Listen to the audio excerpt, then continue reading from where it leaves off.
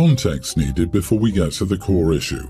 My dad raised me until I was 14. My mother didn't want to be a parent, and she left my dad and me while I was still a baby. She didn't pay her child support payments, and she quit jobs left and right so she didn't have to. She even went to jail twice for failure to pay, and the every other weekend parenting time she was given by the courts despite her lack of parenting me, she rarely, if ever, took. She never took the full weekend anyway. She met her husband when I was 6. From the age of 6, when my mother and her husband met, to the age of 14, when I lost my dad, I saw my mother and her husband 5 times. After my father died, I lived with my uncles. My mother wasn't interested in taking me, though her husband did. Still, my uncles were people who wanted me and who I had a close and loving relationship with.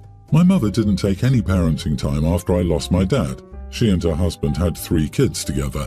Her husband attempted to insert himself into my life during Father's Day activities, and he'd asked me to live with them. Still, I mostly ignored all contact with him.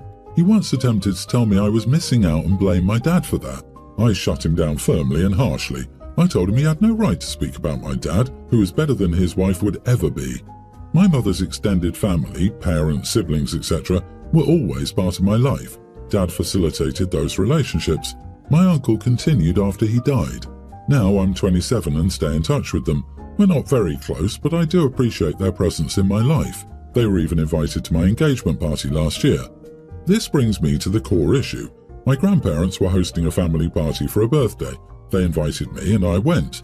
My mother and her husband were there, and so were their children. My mother's husband approached me about getting engaged and wanted to know why they weren't invited as my family. I told him that wasn't the correct topic for the party, but he should know why. I started to walk away. He said he wanted to be the one to walk me down the aisle at my wedding and wanted to know if I would allow him that honor because he always considered me a daughter. He wanted to show me he could be a better dad than I ever had. I lost my temper with his choice of words, and everyone heard me say he wouldn't be walking me down any aisle and that he wasn't good enough to be my dad. I called him pathetic for hating on the man who gave me a good life when his wife didn't give a crap. He became angry and told me I should be more respectful. I decided to leave, and a few hours later, I got a text from one of my mother's siblings saying I shouldn't have humiliated him so publicly. Am I the idiot? Not the idiot. Your mother's husband has no right to try and insert himself into your life like that and think that they can turn up to your wedding to play happy families. Who does he think he is, coming down on your father when he knew his wife had abandoned you? Good luck to him. What makes him so sure she won't decide one day to run out on him and stick him with their 3 kids? You are perfectly justified to be angry and have no contact with them, and they don't get a right to tell you how to live your life. I'm confused by the cognitive dissonance. Maybe your mum's husband doesn't know she had custody and refused to use it, and didn't pay child support.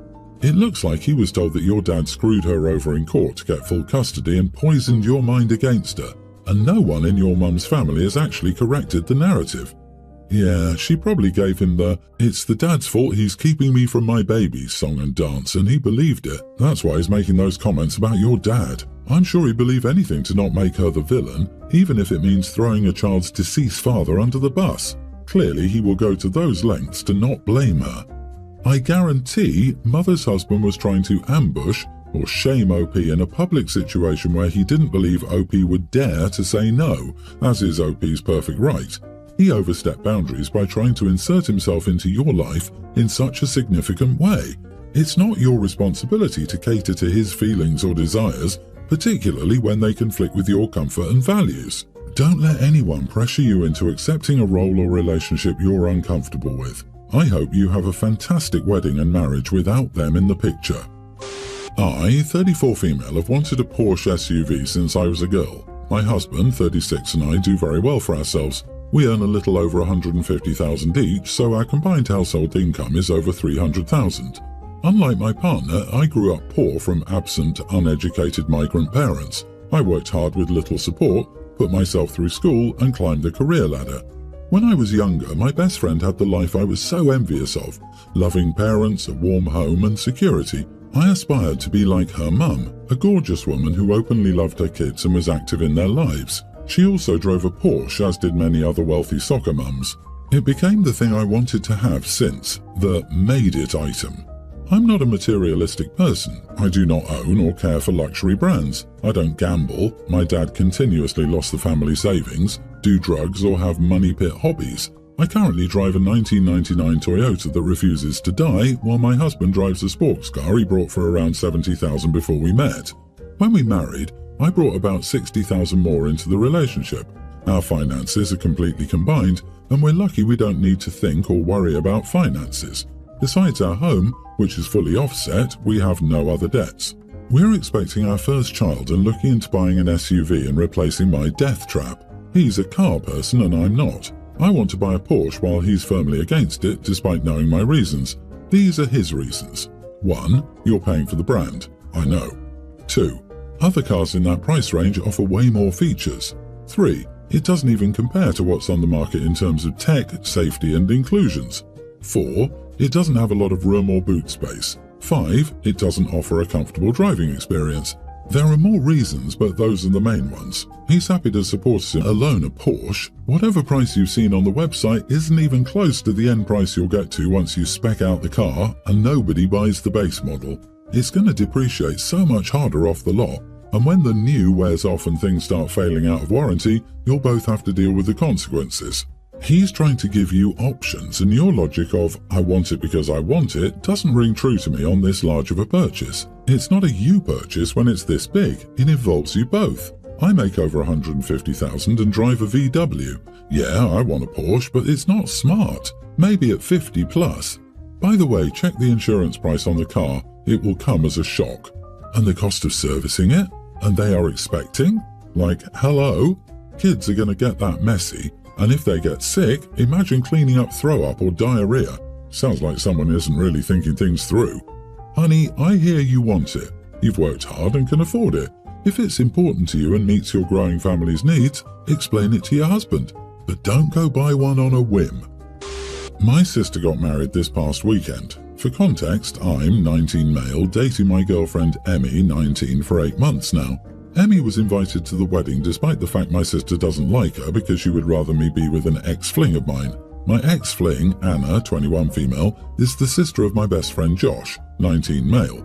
I don't have any contact with Anna, and my best friend and I have set boundaries regarding all that. Anna has also made my girlfriend feel uncomfortable on purpose many times, to the point Josh called out his own sister multiple times.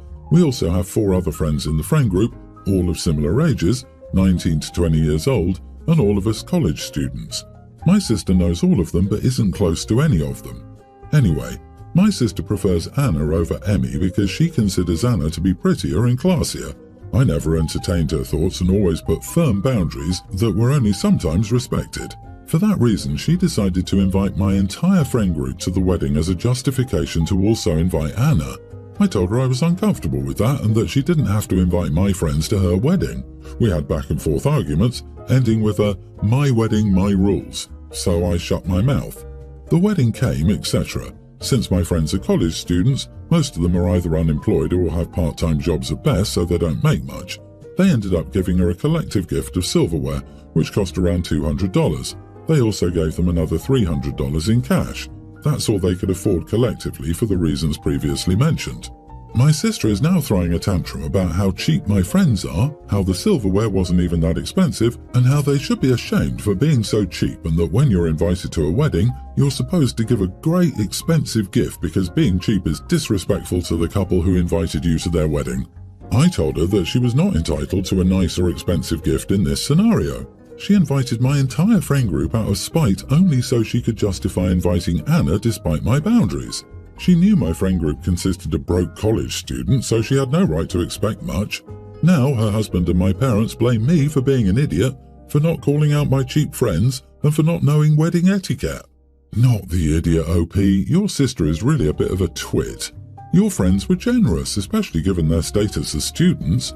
In this culture, expensive wedding gifts are not the price of attendance. One assumes that an invitation is a sign of friendship rather than greed. Apparently, your sister has her own unique motives. Her wedding, her guest list. Her guest list and their gifts are her problem, not yours. Unless the invitation included a minimum entry or gift value amount, your sister should be grateful for any gift she receives. That's the classy thing to do. Unless a minimum entry or gift value amount was included on the invitation, which would be tacky in its own way, wouldn't it? Can you imagine? Please don't bother showing up unless you spend at least X on a wedding gift. We also accept cash, check or PayPal. Our PayPal address for the wedding is Y. Payment by installments can be discussed. They aren't cheap guests. $500 is still a lot of money, especially for broke college students. Also, they weren't close to your sister or the groom, so why should they spend a lot of money on them? However, you are the idiot for assuming she only invited your friend group because of Anna. I don't see any reason for that in your story, only that your sister likes Anna more. If she was friends with her, she could have just invited her. Her wedding, her rules. I love camping and hiking on the weekends. My wife always hated it and hardly went. One of my children doesn't like it either, but to my happiness, my other children, Emma, 25 female, and Mike, 28 male, love it and we do it several times a year. Mike has been with Jenny, 26 female, for 1 year-ish, and she has some mobility issues. She can walk, but not long distances. She's a kind and good girl. We have a great relationship, and because of that, my wife and I invited her to go to the beach with the rest of the family. I wanted to go to this beach because of a nearby trail that led to a wonderful beach, and on the second day of the trip, 7 days, I announced that I would make this trail, and Emma agreed to go along. Her boyfriend did too, and I invited Mike to go. Later that day, he pulled me aside and asked if we could actually go to another beach accessible by car so Jenny could go too. I said I didn't want to because I wanted to do the trail and see this beach, but we could do that on another day, but the next day would be this trail. Mike said that Jenny was feeling left out of not being able to participate as my daughter was also taking her boyfriend and she would be left out due to her physical limitations. I pointed out that 4 people besides her weren't going on this hike either, and I'm not refusing to do that, but that tomorrow I had other plans. He said that I should understand her situation and not force a situation in which she's clearly being excluded by physical limitations, and that if that were the case, he wouldn't go either. I agreed and said okay. The next day, by a miracle, my other son wanted to go, and the 4 of us went on this trail. My son barely talked to me properly the whole trip, Jenny too, and when I suggested we go to another beach by car, he said I had some nerve to suggest that after all. My wife and the rest of the family have decided to stay out of this, but I'm at a loss. Am I the idiot? Not the idiot. Your son and his girlfriend can spend some time together, it's not a big deal. This is 1 day on your trip. It's not like you've designed the entire trip to exclude her. This is going to be life for your son and his girlfriend. People are going to want to do things she's not capable of doing. Them having to spend the day together isn't the biggest deal. I disagree. OP, you are the idiot. You're the one who invited her on the trip, then spent a whole day doing something she couldn't join in on, also without discussing it before the trip. You said no to him because you wanted to hike, but I kind of feel like a family trip should be about what everyone wants to do. Unless I'm misunderstanding, you could have driven everyone to that beach, then went off for the hike with whoever wanted to join.